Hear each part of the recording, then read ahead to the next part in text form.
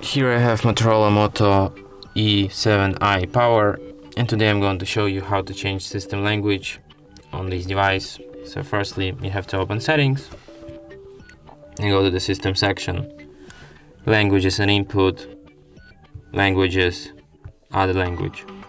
Here you can see the whole list of languages in which you can set up your device.